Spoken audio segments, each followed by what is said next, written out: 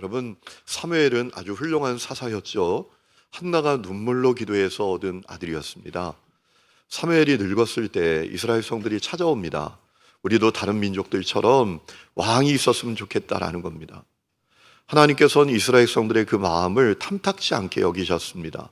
왜 그렇습니까? 하나님이 그들의 왕이셨기 때문입니다. 여러분, 주님이 여러분의 왕이신 것을 믿으시기 바랍니다. 주님이 여러분의 왕 중에 왕이십니다. 하나님 왕이 계신데 무슨 또 왕이 필요한가? 그래서 하나님께서 탐탁지 여기지 않으셨어요. 그리고 이 사무엘이 왕정 제도의 폐해를 이스라엘 백성들에게 설명을 합니다. 그런데도 그들이 듣지 않아요. 그래도 우리는 왕을 원한다라는 거예요. 여러분, 듣는 귀가 없는 사람에겐 말해줄 수가 없어요. 저는 목회를 하면서 그것을 절감합니다. 듣는 귀가 없는 사람에게 말하면 말할수록 어려움이 생겨요. 여러분, 고난을 통해서 배워야 합니다. 정말 안타깝지만 어쩔 수 없어요. 자, 그래서 왕이 세워졌는데 그가 바로 사울이었습니다. 그런데 이 사울이 아주 겸손하고 하나님을 사랑하는 왕이 아니라 교만한 왕이었습니다. 하나님께 불순종하는 왕이었습니다. 그래서 하나님께 버림을 받지 않습니까? 그래서 세워졌던 왕이 누구죠? 다윗이라는 왕입니다. 여러분, 다윗은 목동 출신이었습니다. 목동 출신이었는데 이 다윗이 통일 이스라엘의 왕이 된 겁니다. 요즘으로 말하면 흙수저가 금수저 된 거예요. 오늘 이런 역사가 여러분 가정에 일어날 수 있기를 축원합니다. 여러분, 이 하나님께서 다윗의 왕권을 책임져 주십니다. 사무엘하 8장 말씀을 보면 부러운 말씀이 나오는데요. 다윗이 어디로 가든지 하나님이 그를 이기게 하셨다라는 거예요. 사무엘하 8장 6절에 이렇게 되어 있습니다. 다윗이 다메섹 아람에 수비대를 두매 아람 사람이 다윗의 종이 되어 조공을 바치니라. 다윗이 어디로 가든지 여호와께서 이기게 하시니라. 또 8장 14절에도 말씀하셨어요. 다윗이 에돔의 수비대를 두되 온 에돔의 수비대를 두니 에돔 사람이 다 다윗의 종이 되니라. 다 같이 따라합시다. 다윗이 어디로 가든지 여호와께서 이기게 하시니라. 이 말씀이 여러분에게도 실현될 수 있기를 축복합니다. 우리 인생이 그래야죠.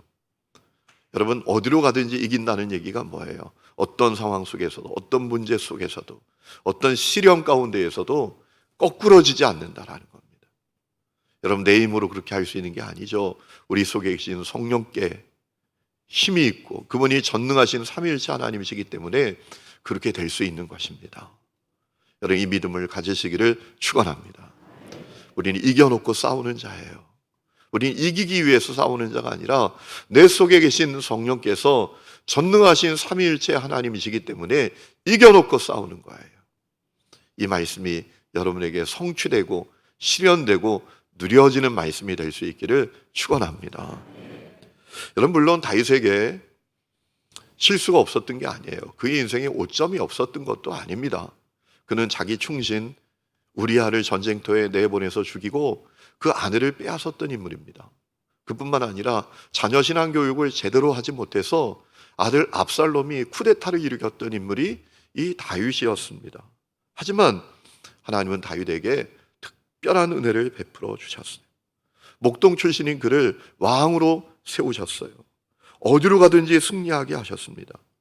가장 놀라운 축복은 다윗의 후손으로 하나님의 독생자 예수님이 이 땅에 성육신 하시게 된 것이었습니다. 마태복음 1장 1절은 이렇게 시작하고 있잖아요. 아브라함과 다윗의 자손 예수 그리스도의 계보라. 우리 예수님이 다윗의 혈통을 따라 이 땅에 성육신 하셨다라는 거예요. 얼마나 놀라운 축복이에요. 여러분, 우리 그렇기 때문에 우리는 이런 질문을 해볼 수가 있습니다. 하나님, 왜 다윗에게 그런 특별한 은혜를 허락해 주셨나? 왜 다윗은 그렇게 특별한 은혜를 받게 되었나라는 거예요. 여러분, 궁금하시지 않습니까? 궁금하시죠? 궁금하면 말씀드리고 궁금하지 않으면 그냥 여기서 끝내고. 궁금하잖아요. 저도 너무 궁금했어요. 물론 그것은 하나님의 절대 주권이지만 그럼에도 불구하고 그 무슨 이유가 있지 않겠나? 여러분, 그 이유가 무엇일까요? 다윗은 중심이 다른 사람이었어요. 중심이 다른 사람이었습니다. 여러분, 사울이 버림을 받았어요. 하나님께서 새 왕을 세우십니다.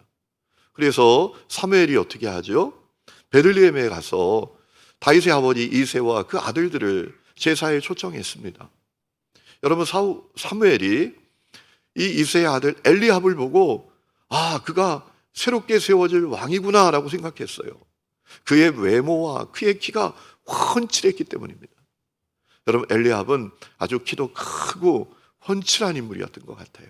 그래서 저구나, 저가 사울을 이어서 왕이 될 자구나 라고 생각했어요. 여러분, 그때 하나님께서 말씀하십니다. 아니다. 저 엘리압이 아니다. 나는 사람의 외모가 아니라 그 중심을 본다 라고 하셨어요. 여러분, 그가 바로 다윗이었습니다. 여러분, 다윗은 하나님 보실 때 중심이 다른 사람이었어요. 나는 중심을 본다 라고 다윗을 택하셨잖아요. 그러니까 다윗은 중심이 다른 사람이었어요. 다른 사람들과 중심이 다른 사람이었어요. 그는 어떤 중심을 가진 사람이었을까요? 하나님을 사랑하고 하나님을 갈망하는 마음이 분명한 사람이었어요. 여러분, 다윗은 처음에 유다 지파만의 왕이었습니다. 유다 지파의 왕으로 7년 6개월을 통치하게 되었죠. 그런데 나중에 다른 이스라엘 지파들이 다 다윗께 돌아와서 통일 이스라엘의 왕으로 33년간 통치하게 됐습니다. 여러분, 하나님께서 다윗에게 특별한 은혜를 베풀어 주신 것을 우리는 사무엘하 3장 1절에도 볼 수 있는데요. 이렇게 되어 있습니다. 사울의 집과 다윗의 집 사이에 전쟁이 오래매 다윗은 점점 강하여 가고 사울의 집은 점점 약하여 갔다라는 겁니다. 그래서 결국 다윗이 유다 지파만의 왕이 아니라 통일 이스라엘의 왕이 되었습니다.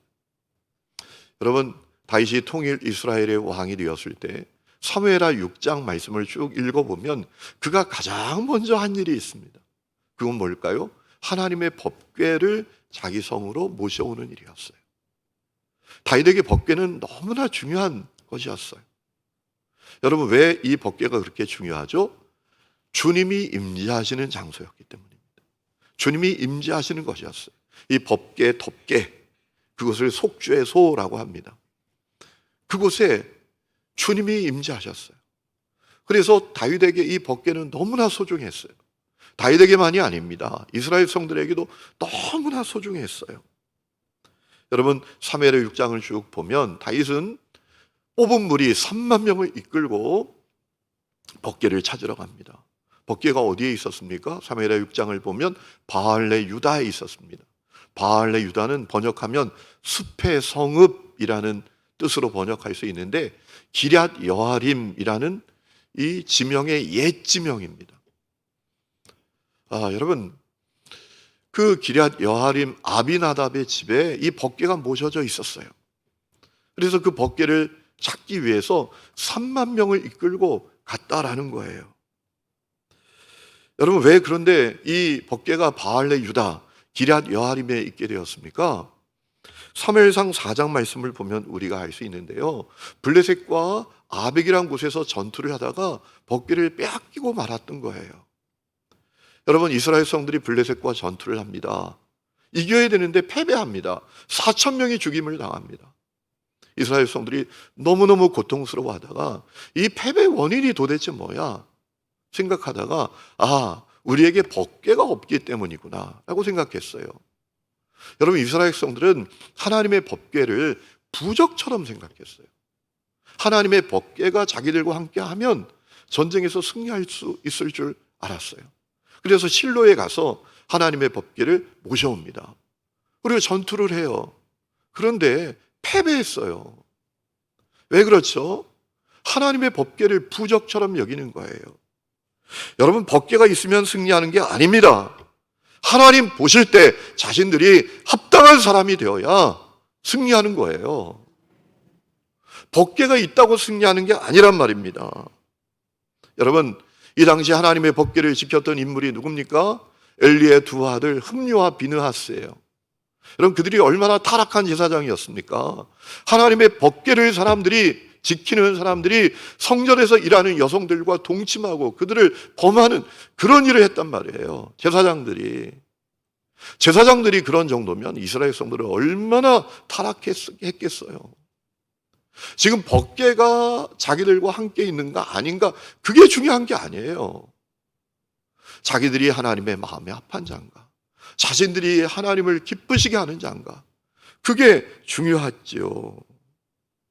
여러분, 오늘도 우리가 신앙생활 바로 해야 합니다. 교회 생활을 부적처럼 여기면 안 됩니다. 내가 교회 다니니까 승리할 거다, 내게 교회가 있으니까 승리할 거다, 내가 십자가 목걸이 걸고 있으니 승리할 거다, 내가 우리 집 대문에 교패 붙여놨으니까 승리할 거다, 우리 교회 목사가 훌륭한 목사니까, 유명한 목사니까 승리할 거다. 여러분, 이건 말이 안 되는 생각이에요. 내가 하나님 보실 때 합당한 사람이 되어야 합니다. 하나님의 마음에 합한 사람이 되어야 돼요. 어제 말씀드린 대로 성령님 내 안에 오셨음에 그 성령님이 내 주인 되시고 나의 왕이 되어 주시고, 나는 그 성령님께 철저히 복종하고 나는 죽고 성령님으로 사는 사람이 되어야 할 줄로 믿습니다. 그래서 법궤를 빼앗겼어요. 그런데 여러분, 그 법궤가 다시 이스라엘 성들에게 돌아왔죠. 왜냐하면 법궤가 이 블레셋 땅에 있는 동안 이 블레셋 땅에 엄청난 재앙이 일어나요. 그래서 야, 이 법궤 때문에 우리 다 죽겠다 생각하고 하나님의 법궤를 다시 이스라엘에 돌려보냈는데, 그 돌아온 법궤가 기럇 여하림 아비나답의 집에 있었어요. 얼마 동안? 장장 약 70년 동안. 그런데 문제는 아무도 그 법궤에 관심이 없어요.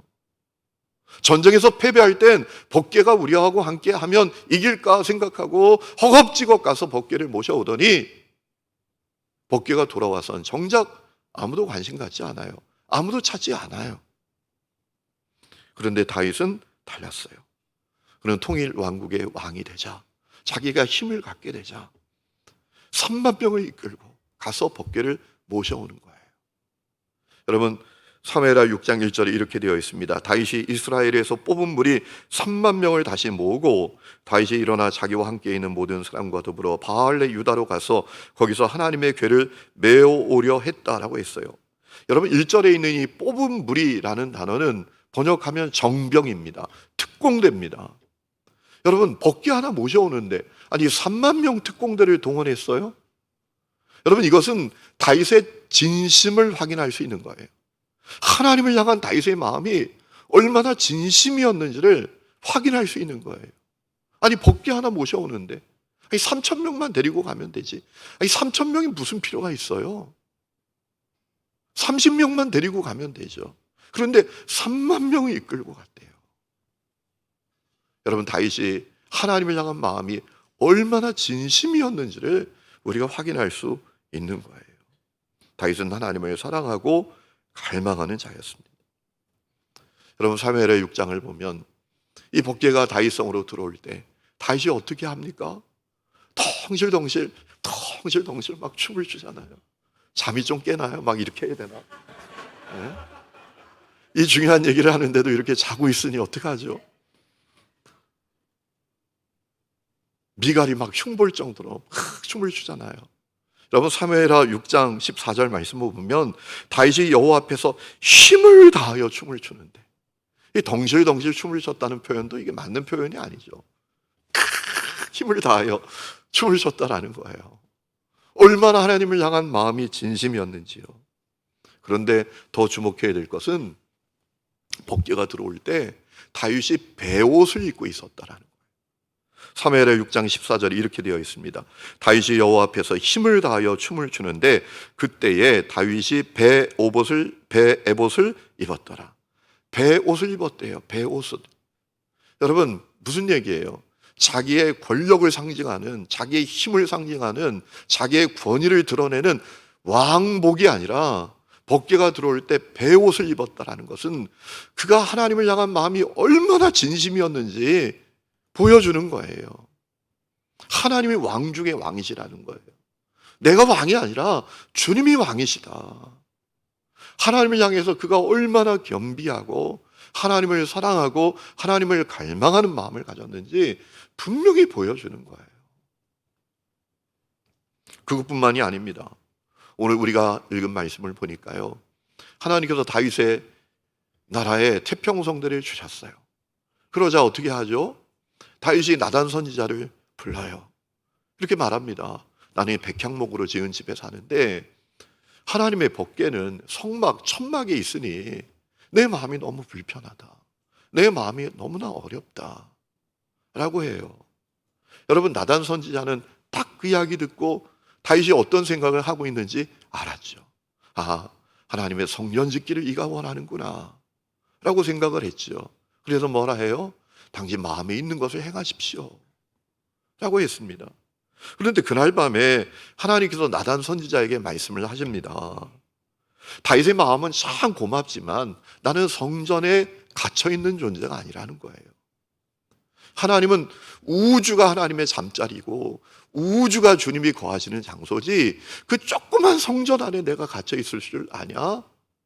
다윗의 마음은 고맙지만 나는 그런 존재가 아니다 라고 하셨어요.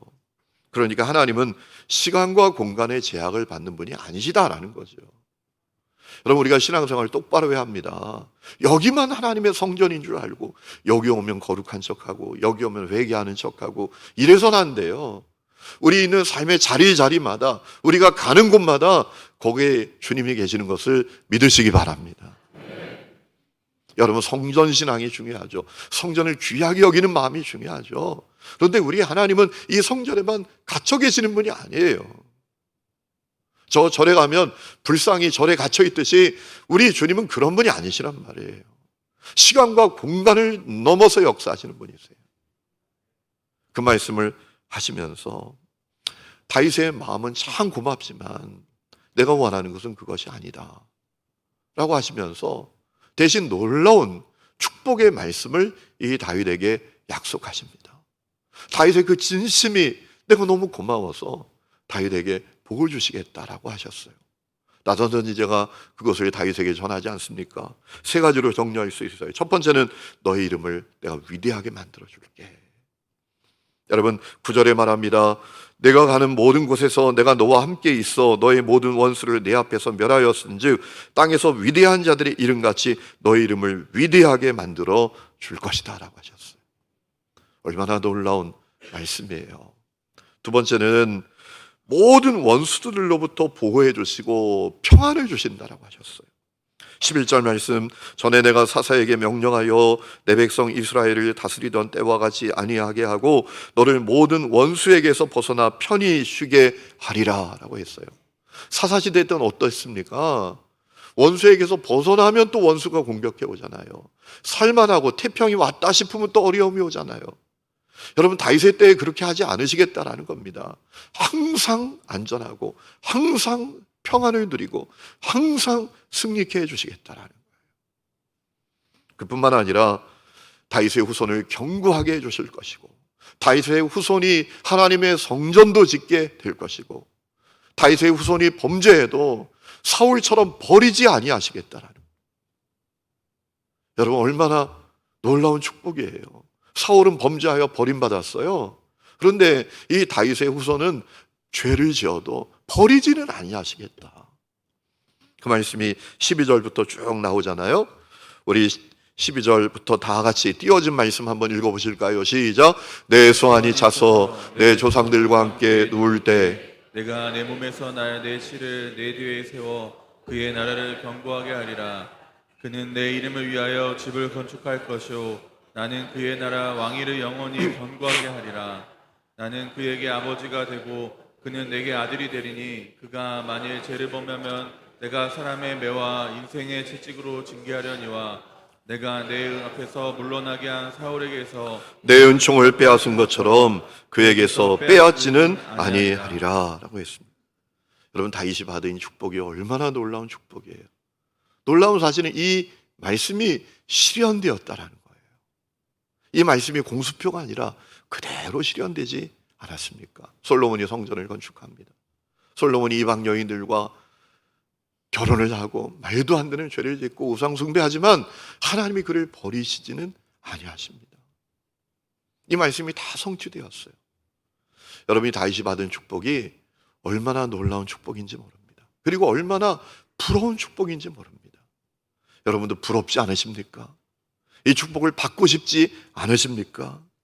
그렇다면 먼저 우리에게 변화되어야 될 것이 있어요. 우리 중심이에요. 우리 중심이 변화되어야 돼요. 우리가 진심으로 주님을 사랑하고 갈망하는 사람이 되어야 된다라는 것입니다.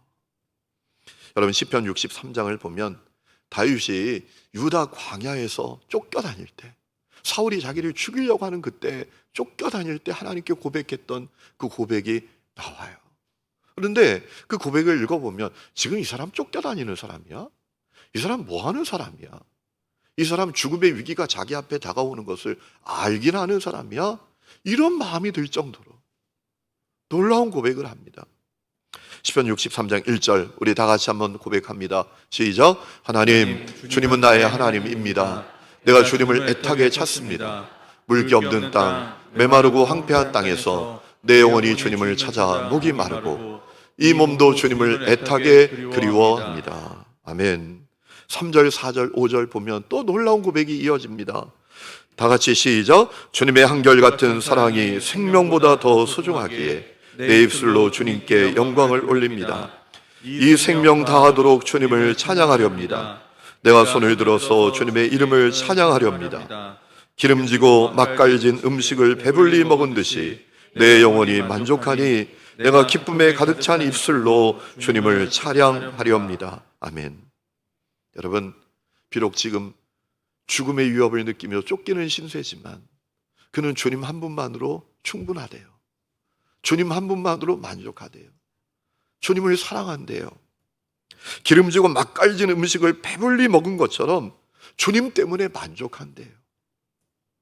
여러분, 이 고백을 보면 하나님을 향한 다윗의 고백이 얼마나 진심이었는지, 그 마음이 얼마나 진심이었는지 확인할 수 있게 됩니다. 다윗은 심지어 밧세바와 죄를 짓고 나단 선지가 찾아와서 그를 책망할 때 그가 이렇게 고백한 적이 있습니다. 시편 51장 11절에 이렇게 고백합니다. 나를 주 앞에서 쫓아내지 마시며 주의 성령을 내게서 거두지 마소서. 이 고백을 보면 다윗이 얼마나 하나님을 사랑하고 갈망했는지 알 수 있어요. 여러분, 그가 왕입니다. 무소불위의 권력을 갖고 있습니다. 하나님 나를 버리든지 말든지 여러분 그거 상관없다고 얼마든지 생각할 수 있어요. 교만하고 악한 왕이면, 하나님을 사랑하지 않는 왕이면 내게 힘이 있는데, 내게 권력이 있는데 날 버리든지 말든지 그게 내게 무슨 상관이야? 이렇게 생각할 수도 있어요. 그런데 뭐라고 고백합니까? 하나님, 날 버리지 말아주세요. 날 버리지 말아주세요. 나를 쫓아내지 마세요. 내게 주님의 영을 거두지 말아주세요. 라고 간청하는 그 다윗의 고백을 보면서 주님을 향한 다윗의 마음이 얼마나 진심이었는지, 다윗이 얼마나 하나님을 사랑하고 갈망했는지 확인할 수 있는 것입니다. 성도 여러분, 오늘 여러분 모습 속에 다윗의 모습이 있습니까? 여러분, 주님 사랑하십니까? 혹시 주님 손에 들려있는 것을 사랑하시지 않습니까? 여러분, 주님을 갈망하십니까? 혹시 주님 손에 들려있는 것을 여러분이 갈망하시지 않습니까? 여러분, 우리 주님이 얼마나 좋은 분이십니까? 우리 하나님은 나를 구원하기 위해서 당신의 독생자까지 이 땅에 보내서 이 십자가에 매달린 대속제물이 되게 하셨잖아요. 누가 그렇게 할 수 있어요? 우리를 얼마나 사랑하시면 그렇게 할 수 있어요. 여러분, 그 주님을 사랑하고 갈망하는 마음이 여러분의 진심이십니까? 몽골에서 선교 사역을 하시다가 은퇴해서 한국에 돌아오신 김영옥 선교사님이란 분이 계십니다. 이분은 임상병리학 교수였습니다. 임상병리 교재를 쓰는 분이셨습니다. 그런데 이분이 하나님의 부름을 받고 이 한국에서 모든 교수직을 내려놓고 몽골에 가서 선교 사역을 하다가 이제 한국에 와서 은퇴 이후에 안식하고 계세요.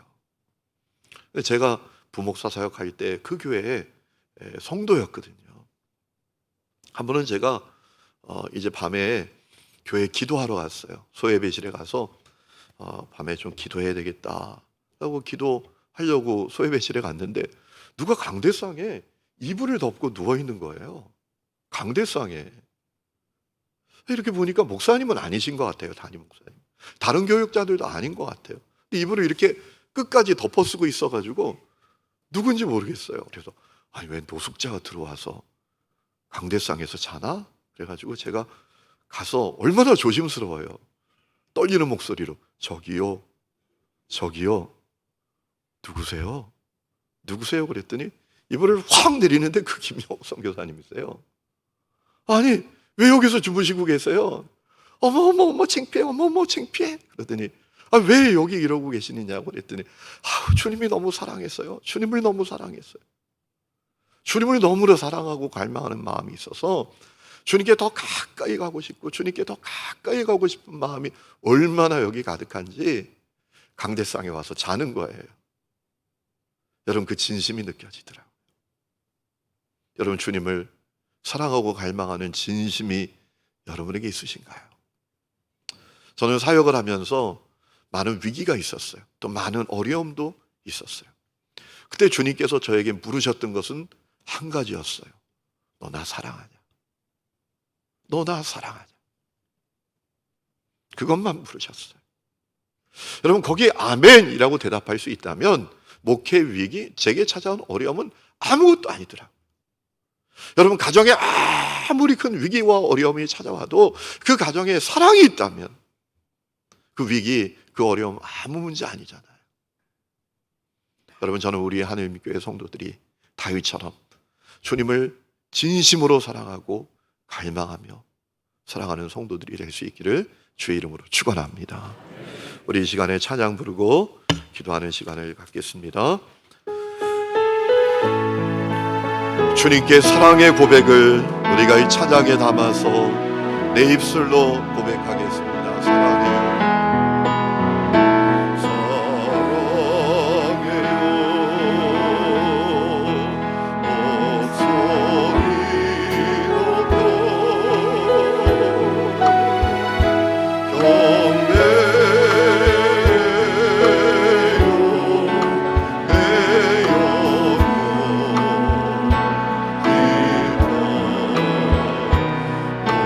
나의 왕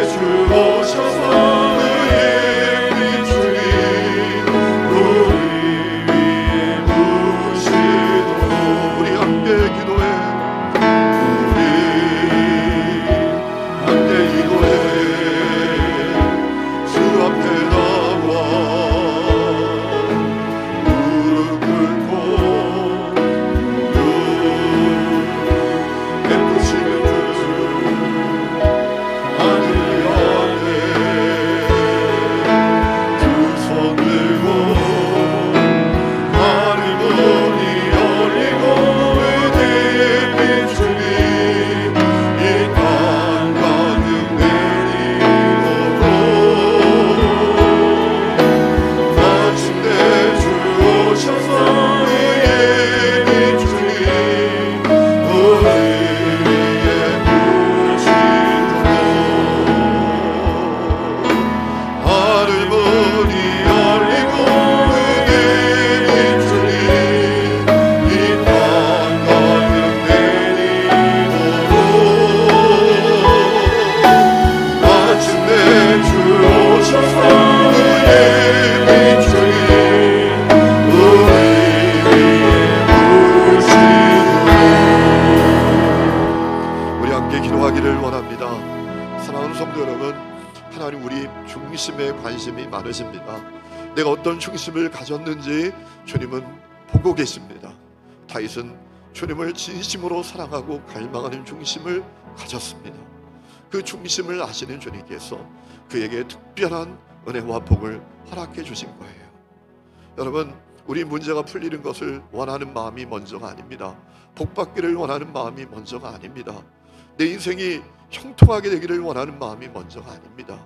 먼저 우리 속에 진심으로, 그리 아니하실지라도 주님을 향한 진심 어린 사랑과 갈망의 중심이 있다면 그러면 되는 겁니다. 그러면 승리하게 되는 겁니다. 그러면 어떤 고난도 이기게 되는 것입니다. 두 손 높이 들고 하나님 그 중심을 나에게도 허락해 달라고 주여 세 번 힘차게 부르고 간절히 기도하다가 돌아갑니다. 주여, 주여.